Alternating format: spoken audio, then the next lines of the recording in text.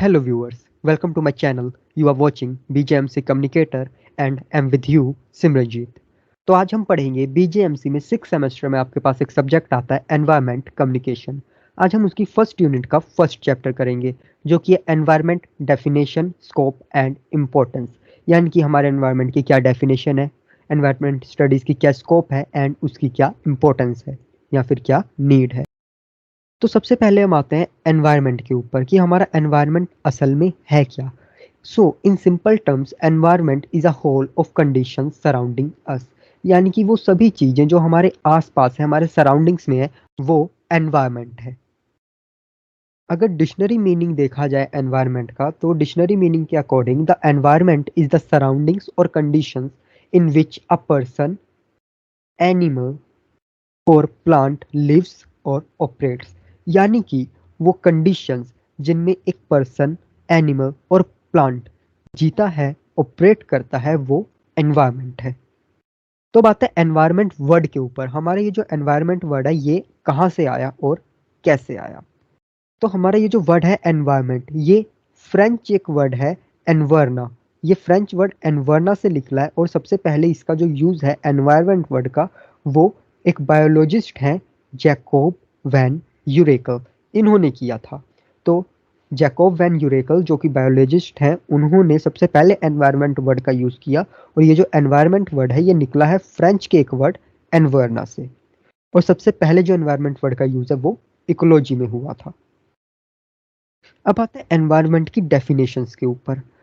Environment की definitions आपको याद करनी जरूरी है, इसलिए मैंने यहाँ पे 3 डेफिनेशंस लिखी हैं जो मुझे लगा कि सबसे इजी हैं और आपको आसानी से याद हो सकती हैं। क्योंकि कोई भी अगर एनवायरनमेंट रिलेटेड क्वेश्चन आ रहा है, तो अगर आप उस क्वेश्चन की स्टार्टिंग ये डेफिनेशन देते हुए करेंगे, अगर आप उससे रिलेटेड 2-3 डेफिनेशंस लिख देंगे, तो उससे क्या होगा कि आपका जो स्पेस है, जो आंसर का स्पेस है, वो थोड़ा सा इंक्रीज हो जाएगा। तो सबसे पहले एनवायरनमेंट प्रोटेक्शन एक्ट 1986 के अकॉर्डिंग एनवायरनमेंट की क्या डेफिनेशन है उस पे आते हैं। तो according to environment protection act 1986, environment is the sum total of land, water, air, interrelationships among themselves and also with the human beings and other living organisms. तो ये हुई हमारी एनवायरनमेंट की डेफिनेशन एनवायरनमेंट प्रोटेक्शन एक्ट 1986 के according. अब करते हैं environment की definition according to P Gisbert. According to P Gisbert, environment is anything immediately surrounding an object and exerting a direct influence on it. Now, according to A.G. Tansley, all the effective conditions in which organism lives are called environment.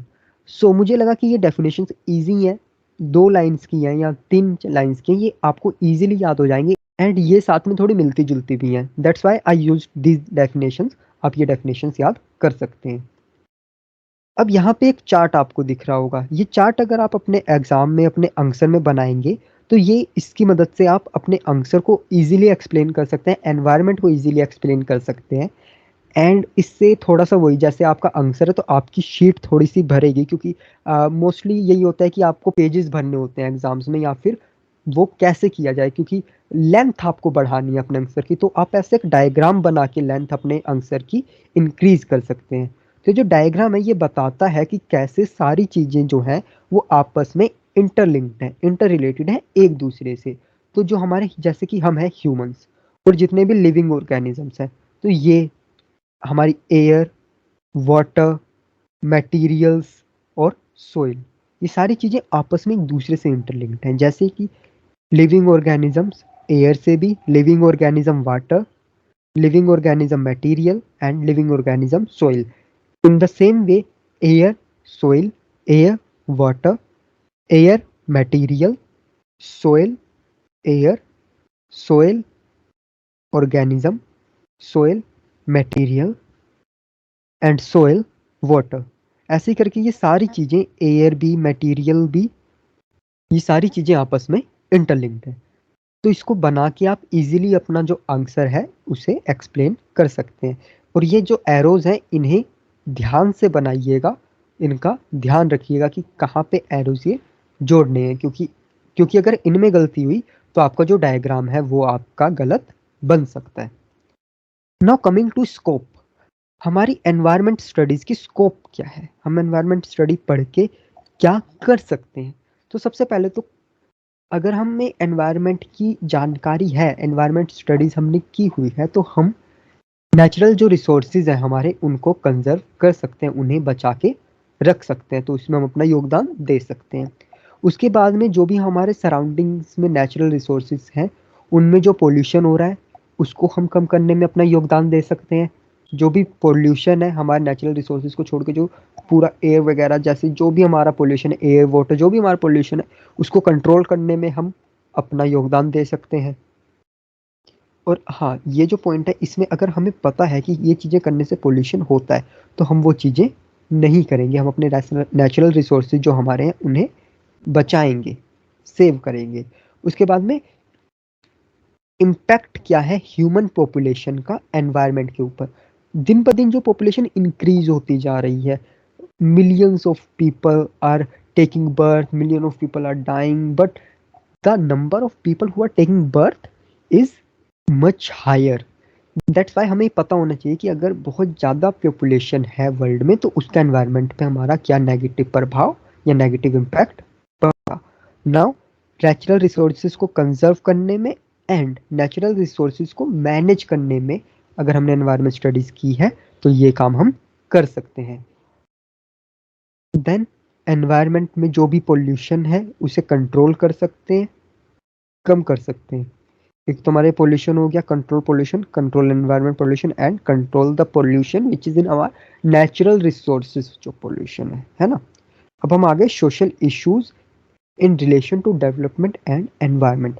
हमारे जो भी development हो रही है, उसकी वजह से हमारे एनवायरनमेंट में हमारे क्या इश्यूज आ रहे हैं। जैसे अगर कोई बड़ा मॉल बनाने के लिए जंगल काटे जा रहे हैं, तो वो एक दिक्कत की बात है ना। तो उसका हमें जब पता होगा हमें, तभी हम उस बारे में कुछ कदम उठा सकते हैं। देन एनवायरनमेंट स्टडीज़ की जो एक और स्कोप है वो ये है कि न्यू कैरियर अपॉर्चुनिटीज जो है वो इससे ओपन होती है आपके लिए। क्योंकि बहुत ज़्यादा लोग, अगर मैं आम बात भी करूँ, तो एनवायरनमेंट पे ध्यान नहीं देती हैं, एनवायरनमेंट में इंटरेस्ट नहीं लेते। इसलिए अगर आप एनवायरनमेंट स्टडीज़ कर रहे हैं, एनवायरनमेंट कम्युनिकेशन स्टडी कर रहे हैं, तो ये आपके लिए एक प्लस पॉइंट है। Now, importance of environment studies. हमारी इन्वायरमेंट स्टडी जो हम कर रहे हैं उसकी इम्पोर्टेंस क्या है? अभी हमने स्कोप की बात की, अब हम बात करेंगे इम्पोर्टेंस की। अगर हमने इन्वायरमेंट स्टडीज की है, तो हम एक मोर सस्टेनेबल लाइफस्टाइल जी सकते हैं। इससे क्या होगा, हमारे जो नेचुरल रिसोर्सेज हैं उन्हें हम कंजर्व करेंगे, उन्हें हम बचाएंगे। Conserve biodiversity. बायोडाइवर्सिटी जो अगर बात करें कि हमारी जो बायोडाइवर्सिटी है वो, एनवायरनमेंट डेली चेंज हो रहा है, हमारा जो इकोसिस्टम है वो पूरा सब चेंज हो रहा है, ग्लोबल वार्मिंग है ना, तो इन सब चीज़ों की वजह से बायोडाइवर्सिटी खत्म होती जा रही है, उसमें बहुत ज़्यादा बुरे प्रभाव पड़ रहे हैं। तो अगर हमने एनवायरनमेंट स्टडीज़ पढ़ी है, तो हम इसके बारे में कुछ कर सकते हैं। नाउ, एनवायरनमेंट रिलेटेड जो इश्यूज हैं वो अब ग्लोबल हो रहे हैं, तो इसलिए ग्लोबली भी हमें एनवायरनमेंट स्टडीज़ पढ़ने की ज़रूरत है, ताकि ग्लोबली लोग उसके लिए इनिशिएटिव्स ले सकें, कदम उठा सकें, और हमारे पास जो रिसोर्सेज हैं उनका हम और ज़्यादा सही तरीके से इस्तेमाल कर सकें, है ना। फिर आगे हमारा जो हमारा देखने का नज़रिया है एनवायरनमेंट को, वो हम बदल सके। क्योंकि अभी हम एनवायरनमेंट को बहुत ऐसे कि हाँ, एनवायरनमेंट खराब हो रहा है तो हो रहा है, उसमें हम क्या कर सकते हैं, कि एक इंसान क्या कर सकते हैं, मैं क्या कर सकता हूँ, लेकिन हमें अपना नज़रिया बदलना होगा। उसके बाद में अल्टरनेट सॉल्यूशंस जो हैं वो हम ढूंढ सकते हैं। जैसे कि हम एनर्जी के लिए कोयले की जगह, कोल की जगह हम सोलार एनर्जी का यूज़ कर सकते हैं। तो अगर हमने एनवायरनमेंट स्टडीज़ की है, तो हमें पता होगा कि इसके क्या अल्टरनेट्स हैं। जैसे कि ईवीज आ रहे हैं आजकल, ई व्हीकल्स, इलेक्ट्रिक व्हीकल्स, जिसकी वजह से हम पेट्रोल या डीजल या तेल वगैरह वाली जो गाड़ी है उनका इस्तेमाल कम कर रहे हैं, तो उसका एक अल्टरनेट आ रहा है। और वो जो ईवीज हैं वो एनवायरनमेंट को ज़्यादा पोल्यूट नहीं करते। उसके बाद में हो गया पॉपुलेशन एक्सप्लोजन जो हो रहा है। अगर हमें पता है कि पॉपुलेशन एक्सप्लोजन की वजह से एनवायरनमेंट पे इम्पैक्ट हो रहा है, तो हम कदम उठाएंगे। अगर हमें पता ही नहीं है कि पॉपुलेशन एक्सप्लोजन की वजह से एनवायरनमेंट पे क्या इल इफेक्ट्स हो रहे हैं तो हम कुछ कदम नहीं उठाएंगे। That's why environment studies is important. उसके बाद में अगर हमें एनवायरनमेंट के बारे में पता है, हमने पढ़ा है, तो हम जो भी एनवायरनमेंट का डिग्रेडेशन हो रहा है या फिर ह्यूमन एक्टिविटीज़ की वजह से, उसके लिए भी हम स्टेप्स ले सकते हैं। देन हम एक वॉच डॉग का रोल भी प्ले कर सकते हैं। वॉच डॉग कौन होते हैं? जो देखते हैं चीज़ों को, जो उस पर अगर गलत हो रहा है तो फिर वो कुछ स्टेप लेंगे, वो वॉच रखेंगे, यानी कि वो नज़र रखेंगे उस चीज़ पे। उसके बाद में एक आ गया हमारा लास्ट में 3 आवर्स। अगर हमने एनवायरनमेंट स्टडीज़ को पढ़ा है, हमने एनवायरनमेंट के बारे में जागरूकता है, तो हम 3 आवर्स का यूज़ करेंगे, जो कि है रिड्यूस, रीयूज एंड रिसाइकल। इसके बारे में डिटेल में हम आगे बात करें, क्योंकि यह आगे आपके सिलेबस में डिटेल में टॉपिक पूरा है। तो आज के लिए बस इतना ही। आई होप ये सारी चीज़ें आपको क्लियर होंगी, बट फिर भी अगर आपको कोई डाउट है तो आप हमें कमेंट करके कमेंट सेक्शन में पूछ सकते हैं। एंड हमारी ईमेल आईडी भी वो हमारे डिस्क्रिप्शन में भी दी गई है, एंड हमारे अबाउट वाला जो सेक्शन हमारे चैनल का वहाँ पे भी लिखी हुई है, जो कि है communicatewithcommunicator@gmail.com। वहाँ से भी आप हमें कॉन्टैक्ट कर सकते हैं। एंड अगर ये जो चीज़ मैंने बताई है, अगर ये आपके एग्जाम में इससे रिलेटेड क्वेश्चंस आए एंड आपको लगे कि ये आपके लिए यूज़फुल है, तो वीडियो को लाइक ज़रूर कीजिएगा एंड चैनल को सब्सक्राइब कीजिएगा एंड अपने फ्रेंड्स के साथ शेयर करना ना भूलिएगा। वीडियो को लास्ट तक देखने के लिए thank you so much and all the best for your exams.